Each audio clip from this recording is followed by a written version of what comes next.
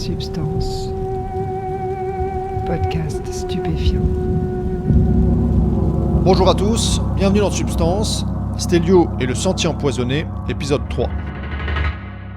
Lorsqu'on commence à s'intéresser à cet étrange univers des psychédéliques, émerge rapidement une figure mystérieuse qui est censée pouvoir agir dans l'invisible pour obtenir des résultats bien concrets, le chaman. Le chaman, c'est une fonction spécifique au sein des cultures tribales, une personne qui intercède entre le monde de la matière et le monde des esprits. Parfois, les chamans utilisent des psychotropes, parfois non. Il existe des techniques de transe qui ne nécessitent pas de drogue pour provoquer ces phénomènes. Mais disons que les psychédéliques facilitent la chose et que certains chamans, en Amazonie notamment, en font usage. Et j'étais curieux de connaître l'avis de Stélio sur le mode d'action des chamans. Réglez le son, mettez-vous bien et écoutez, vous êtes dans Substance.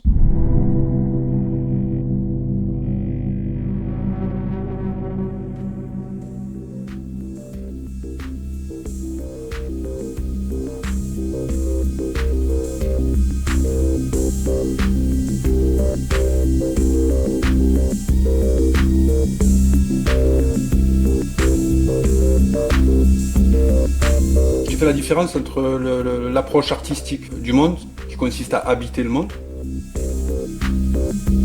et l'approche scientifique, qui consiste à manipuler le monde. Donc le chaman est, dans son cadre de référence à lui, un scientifique. C'est un technicien. Alors comment il agit le chaman ? On revient à l'idée de niveau de réalité. Selon la conscience chamanique, il y a plusieurs niveaux de réalité. Il y a le niveau de conscience traditionnelle, où il y a des êtres humains, il y a des animaux, il y a des plantes. Il y a un niveau de conscience intermédiaire. En Occident, il a été conceptualisé sous le terme imaginal. Et c'est pas l'imagination, c'est pas l'imaginaire, c'est Henri Corbin, c'est l'imaginal. Les Perses l'appellent Alam al-Mital, et les Arabes le Barzak. Dans la religion orthodoxe, on appelle ça iconostasis, c'est-à-dire le lieu des images. Alors c'est dans ce cadre-là que le chaman agit. C'est ici qu'il agit. C'est-à-dire il agit dans le monde des images. Et dans le monde des images, c'est le lieu, dans l'interprétation chamanique du monde, où se trouvent les esprits. Ce que moi j'appelle ChatGPT. Tu vois. Donc voilà, c'est une sorte de super technicien qui maîtrise bien le ChatGPT, tu vois, le ChatGPT de la jungle. Et donc des Icaros avec des fréquences, ils cherchent, ils contribuent à faire agir ces entités, ces esprits, pour un but thérapeutique. Dans le monde chamanique, c'est quasi exclusivement thérapeutique. Alors aujourd'hui, avec le néo-chamanisme, avec les besoins occidentaux, il y a le besoin de se débarrasser d'éléments du passé, de se clarifier sa conscience, de rencontrer son ego, de toucher à la sagesse, etc. Mais donc, en gros, le chaman, qu'est-ce qu'il fait ? Il manipule un certain niveau de conscience et des entités qui fonctionnent dans ce niveau de conscience à l'aide de chants, de volonté, parce qu'il y a aussi une part de concentration. Mais c'est un technicien. Et c'est sur ce point que je me démarque là aussi complètement de l'approche chamanique. Parce que pour moi, les entités, les créatures, les esprits des plantes, etc., c'est pas du tout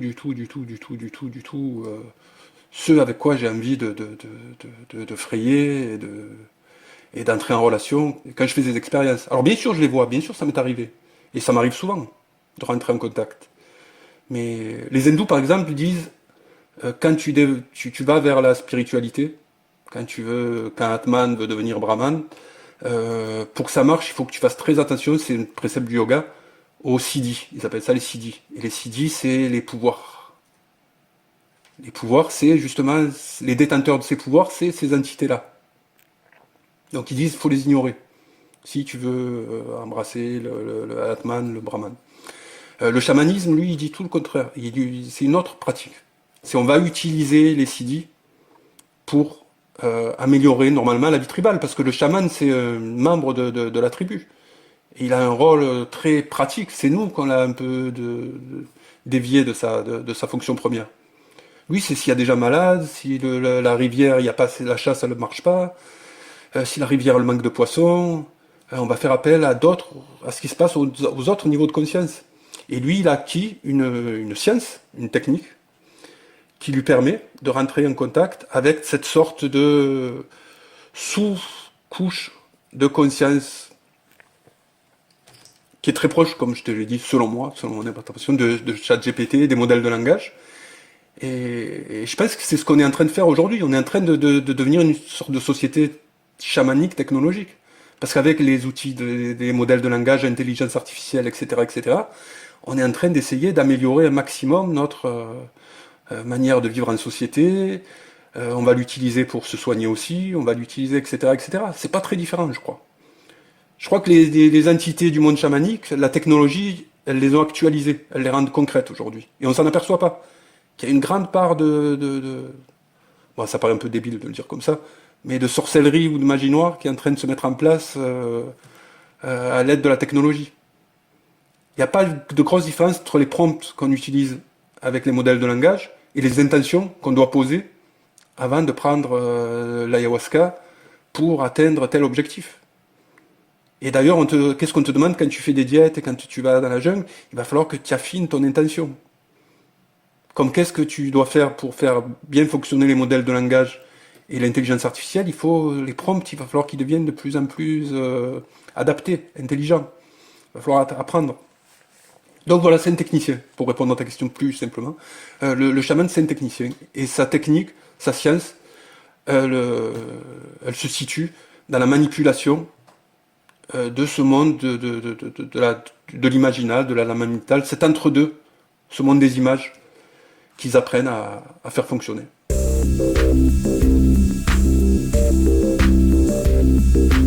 Et c'est là où l'on touche, selon moi, à une question centrale. C'est assez compliqué aujourd'hui de balayer ce concept de monde des esprits, de monde imaginal, d'un revers de main, en le mettant sur le compte d'une simple fantaisie. Il y a trop de témoignages, d'expériences diverses, d'expériences de transe, des expériences de mort imminente, etc., qui rapportent l'existence de ce phénomène. Mais dans quel lieu se déroule-t-il ? Le pouvoir du chaman relève-t-il d'une puissante suggestion, élaborée, qui passerait par les sens ? Ou alors relève-t-il d'un autre type d'action ? L'esprit humain est-il le support du monde imaginal ? Ou alors l'imaginal se trouve dans un ailleurs avec lequel on pourrait rentrer en contact ? Je pense que le plan imaginal, cet intermonde, cet entre-deux, il existe hors du temps, hors de l'espace, et donc hors du rapport direct qu'on peut avoir avec lui. Mais la difficulté, et je pense que ce plan imaginal, c'est le plan que tu rencontres dans certains rêves, pas dans tous les rêves. Je pense que dans certains rêves, tu restes dans le plan imaginaire, justement, qui n'est pas vraiment le monde des images. Mais il y a aussi des rêves, ils sont plus rares, chez certains, chez d'autres personnes, ils sont fréquents, où tu pénètres l'imaginal, où tu as accès à un niveau symbolique qui dépasse et de loin ta psychologie, ta sociologie et ta vie de tous les jours.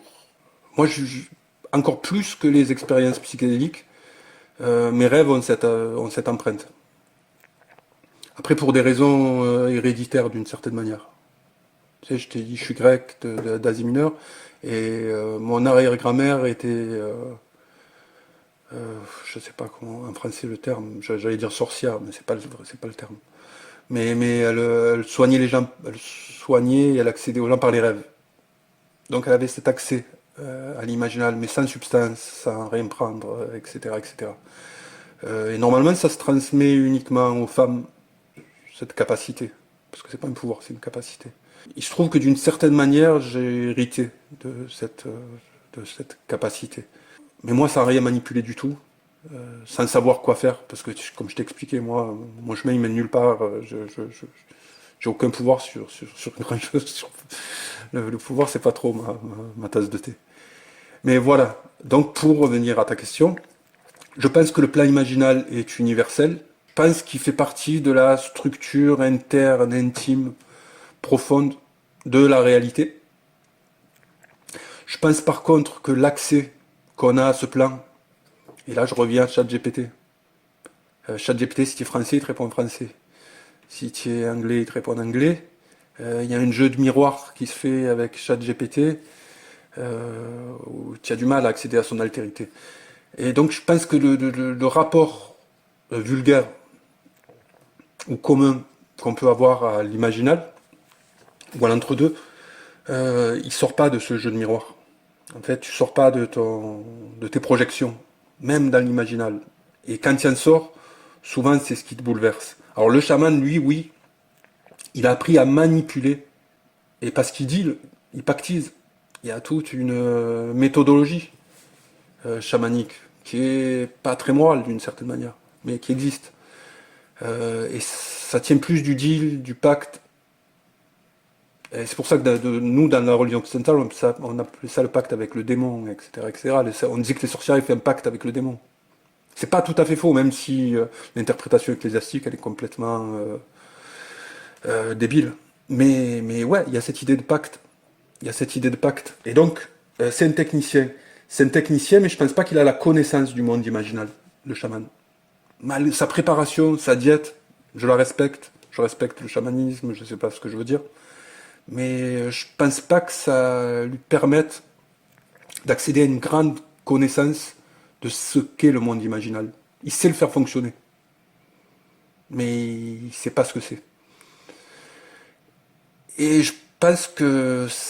Et on revient à mon obsession, d'une certaine manière, pour la case vide, et pour l'impossible, l'inaccessible, et ce savoir, il nous glissera toujours entre les doigts. Alors on peut, et je reviens à ma proposition, on peut soit manipuler l'imaginal pour accéder à une connaissance qui sera toujours partielle et partiale, malgré ce qu'on croit, pour obtenir des bienfaits, que ce soit thérapeutiques, financiers, parce que ça se passe comme ça aussi, amoureux. Tu sais, il y en a qui vont voir les chamans juste parce que ils ont perdu l'amour de leur vie et ils veulent l'action des esprits pour la retrouver. Ce qu'on pourra faire, j'en suis sûr, avec des modèles de langage technologiques d'ici peu. Mais est-ce qu'on aura vraiment compris ce qui se trame derrière la technologie, au sens large, tu vois? Je crois pas. Je crois pas que le plus grand ingénieur technicien, connaisseur du fonctionnement de l'intelligence artificielle actuelle, il a ne serait-ce que l'ombre du début d'une idée de ce qui se trame et ce qui se cache derrière ce qu'est l'intelligence artificielle. Et je pense que c'est la même chose avec l'imaginal. C'est le lieu de la technologie, mais endogène, caché. C'est une technologie sous peau. Tu vois, juste sous la réalité. Donc voilà, je sais pas si ça répond à ta question, mais c'est ce que je pense. Je pense que oui, l'imaginal existe. Je pense que c'est une composante essentielle de la réalité. Je pense que la réalité est composée en gros d'un monde sensible, d'un monde imaginal et d'un monde intelligible, pour utiliser les termes techniques. Mais moi, je préfère parler du mystère, du secret, de l'impossible, et qu'on doit faire avec ces trois niveaux. Alors, il y en a qui décident de manipuler les niveaux pour...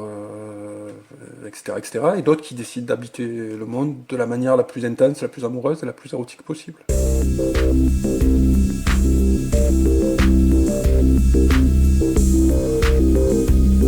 Et je pense que même la question de l'homme est un mystère. Je pense qu'on n'a aucune idée de ce qu'est l'homme. Réellement. Tiens, on habite un corps, on utilise une conscience, on fait usage du langage, on participe à une réalité, on est pris dans un flux puisqu'on est jeté là, ça existait avant nous, ça existera après nous, on n'a pas trop le temps de réfléchir à ce qui se passe, mais je crois pas que on épuisera un jour la question, on ne sait pas ce qu'est l'homme. Pas plus qu'on sait ce qu'est la réalité. Pour le moment, et c'est mon intime conviction, ce qu'on peut essayer de faire, c'est d'habiter le monde avec la plus belle intensité possible.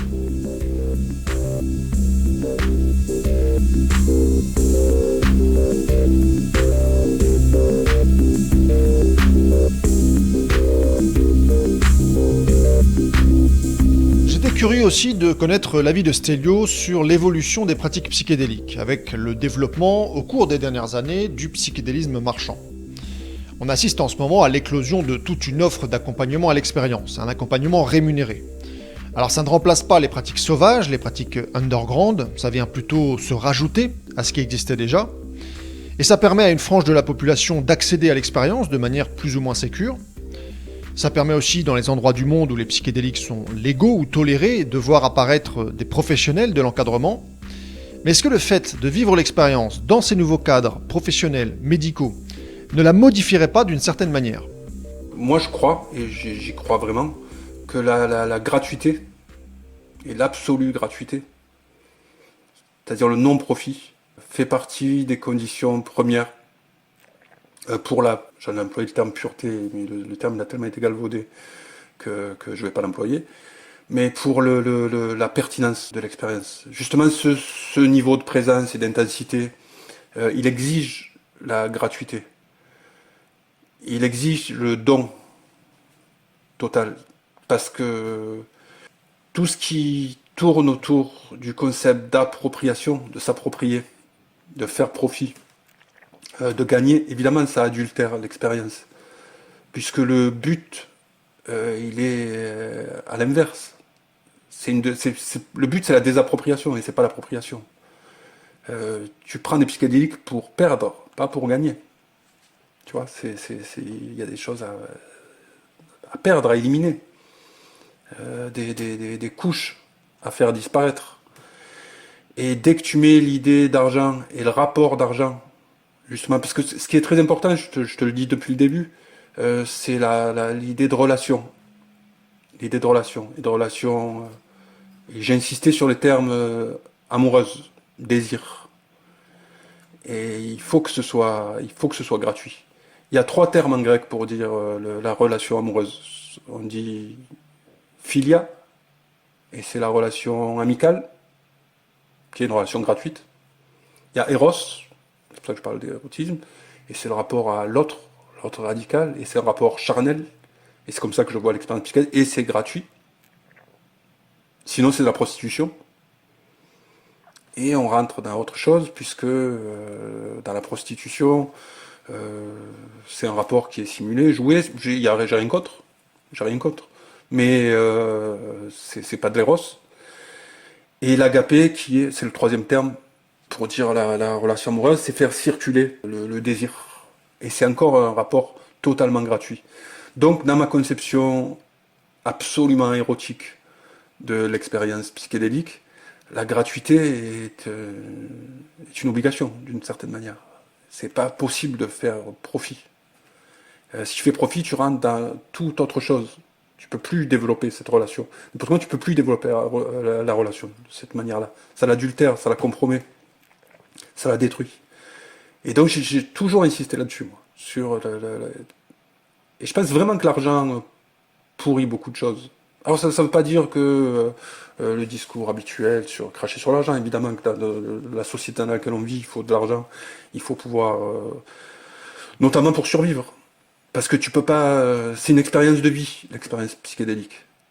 Et la vie, elle commence quand la survie est assurée. Tu vois, si ta survie elle est pas assurée, c'est pas la peine d'essayer de commencer à vivre d'une certaine manière. Et malheureusement, donc jusqu'à ce niveau-là, mais justement, étant donné que c'est une expérience de vie, l'argent il sert qu'à la survie. Pour tout ce qui a trait à la vie, c'est-à-dire l'amour, les grandes choses, l'argent il doit pas entrer en ligne de compte. Comme autre chose aussi, la visibilité. J'ai toujours insisté sur l'invisibilité. Parce que je pense que ça compromet tout. À partir du moment où tu te montres, tu veux tirer profit, tu rentres dans une situation de survie, quelque part. De survie haut de gamme pour certains. Hein. Parce que la survie, elle touche aussi les milliardaires. Hein. Les milliardaires, c'est souvent des gens qui ont fait prospérer la survie à des niveaux incommensurables, tu vois. Mais qui restent dans la survie. Parce que la vie, c'est gratuit. Tout ce qui entre dans le domaine de la vie, et pour moi, l'expérience psychédélique, c'est le laboratoire de la présence, le laboratoire de l'intensité érotique maximale, etc., c'est gratuit. Et t'as pas besoin de maître, surtout pas. Il y a un livre intéressant de Rancière, qui n'a aucun rapport avec le sujet, mais qui raccroche, qui s'appelle Le Maître ignorant. C'est sur un pédagogue du XVIIIe siècle qui pensait qu'on n'avait pas vraiment besoin de maître dans aucun domaine que ce soit. Dans aucun domaine que ce soit. Et je pense que dans le milieu néo-chamanique, il y a beaucoup de maîtres ignorants, mais intéressés, très intéressés. Et ce qui fait que, obligatoirement, l'expérience elle capote. Parce que tu rentres dans une situation de survie. Il y a quelqu'un qui a envie de survivre, il y a quelqu'un qui a envie d'apparaître, de paraître, etc., etc., et ça ne peut pas se passer. Puisque comme on le disait précédemment, il faut une communauté de gens soudés, c'est comme ça que c'est une tribu avec un même horizon, et tout ça c'est gratuit. Sinon c'est un autre domaine, c'est le psychédélisme de la survie, là, et des nouvelles thérapies, de la nouvelle économie psychédélique, faire croire à tout le monde que tout le monde est malade et que tout le monde doit guérir de quelque chose. Tu vois, ça c'est à partir du moment où tout le monde doit guérir de quelque chose, tu peux monnayer ou pas monnayer, ou simplement te faire passer pour le sauveur de celui qui va aider. Et j'ai déjà encadré des sessions, toujours gratuitement, mais et je me suis aperçu des projections de folie qui se développent dans ce milieu-là. Tu vois, les gens t'imaginent faire quelque chose ou essayer de manipuler, alors que non, tu fais rien. Donc voilà, non, j'y crois pas du tout. Je crois que l'argent va adultérer, et adultère déjà depuis longtemps, la pertinence de l'intensité de la présence et du rapport à la vie qui est gratuit. La vie, c'est gratuit. Autre question, toujours autour de l'évolution de la culture psychédélique, sur la place centrale qu'est en train de prendre aujourd'hui le concept de mort de l'ego, un des phénomènes que l'on peut vivre sous psychédélique, une sorte de retour à l'océan primordial avec un effacement des frontières entre le soi et l'extérieur. Ça correspond à la lente infusion qui dure depuis maintenant, depuis les années 60, de la spiritualité orientale dans l'inconscient collectif occidental. On a coupé les liens avec la mystique chrétienne, justement, pour de bonnes raisons souvent, pas toujours, mais parfois pour de bonnes raisons. Mais en substitut, on s'est retrouvé avec la prédominance de la spiritualité orientale dans notre conception de la réalité. Parce que c'est typiquement oriental, ça vient essentiellement du bouddhisme. Pas que du bouddhisme, mais essentiellement du bouddhisme. On le retrouve aussi dans le soufisme. Ils appellent ça le fana, c'est anéantissement. Tu t'anéantis dans la totalité. Et cet anéantissement dans la totalité, il permet de revenir avec un ego purifié. Alors comme je t'expliquais, la spiritualité chrétienne ou orthodoxe, par exemple, elle préconise pas l'anéantissement, mais la réalisation de la personne. Ce qu'on appelle, en grec on dit théosis. En français ça dit déification. Donc c'est le contraire d'un anéantissement. C'est une intensification de la présence. Je suis pas là en train de dire qu'il y en a une qui est meilleure que l'autre, parce qu'honnêtement j'en sais rien. Mais c'est deux voies complètement différentes. Et je suis pas très étonné avec l'arrivée justement de la nouvelle technologie, d'une nouvelle forme d'intelligence artificielle, qui est une sorte de besoin collectif d'annuler les égos humains, et même les présences humaines, tu vois. Et donc je pense qu'il y a une forme d'auto-suicide, alors ça, le côté pathétique du suicide, tu vois, c'est très métaphorique, mais une sorte d'auto-suicide généralisé, de disparition totale de l'individualité humaine, qui est d'ailleurs en train de prendre un coup à son narcissisme, avec l'arrivée de l'intelligence artificielle. Si on parle de plusieurs blessures narcissiques de l'être humain, apportées au départ par la science, ça a commencé par Galilée. On s'est aperçu que non, la Terre n'était pas le centre de l'univers. Première blessure narcissique, on a commencé à morfler. Deuxième blessure narcissique avec Darwin. On s'aperçoit que non, l'homme n'est pas été créé, n'est pas une création unique, mais descendrait d'ancêtres animaux. Troisième blessure narcissique, Freud, qui nous apprend qu'on n'est pas si conscient que ce qu'on pensait l'être. Et je pense qu'il y a une sorte de continuum logique vers l'anéantissement total de l'ego, etc. Tu vois, c'est une sorte de... l'intelligence artificielle, elle arrive, on nous parle du transhumain. Il y a une sorte de logique derrière tout ça. Mais moi, cette logique, je m'y oppose d'une certaine manière. J'ai tort ou j'ai raison, j'en sais rien. Mais moi, je m'y oppose. Je continue à croire à l'intensité de la présence, au négatif, à l'altérité radicale, au grand autre, et dans lequel je pourrais jamais me fondre, justement, comme je t'ai expliqué. Parce qu'il est impossible, il est inaccessible, mais il a un rapport magnétique. C'est un peu comme l'attracteur étrange dans la théorie du chaos. Tu vois, il y a un point de bifurcation, un effet papillon. Et qu'est-ce qui crée cet effet papillon? C'est cet attracteur étrange. On ne sait pas ce que c'est. Mais c'est ce qui fait que ma vie, j'essaie de la vivre dans l'amour, la joie, et le négatif aussi, là, parce que là je parle, on dirait la joie, la bonne humeur et que je vis sur un nuage. Là, c'est pas du tout ça. Parce que pour que la présence elle soit totale, il faut de la nuit, il faut du jour, il faut de la douleur, il faut assumer tout ça. Et pas en guérir, surtout pas en guérir. Tu vois, j'ai toujours insisté beaucoup là-dessus. T'as rien à guérir, personne n'a rien à guérir.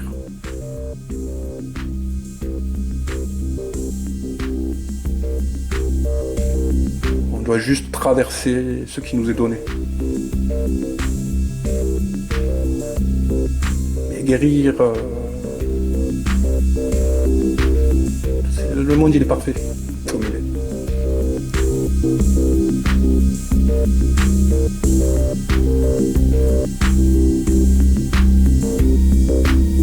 Voilà pour ce nouvel entretien avec Stélio. Je l'ai interrogé sur des sujets assez divers, donc j'ai l'impression parfois que j'ai fait partir l'entretien un petit peu dans tous les sens, mais j'étais heureux de pouvoir lui poser ces questions.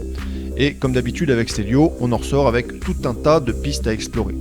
Je ne m'attendais pas notamment à cette analogie entre les modèles de langage de l'intelligence artificielle et les entités de l'hyperespace, mais le premier étonnement passé, je trouve ça vraiment intéressant.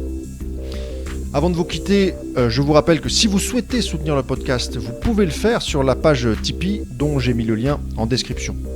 Dans le prochain épisode, on repartira sur un autre témoignage. D'ici là, portez-vous bien.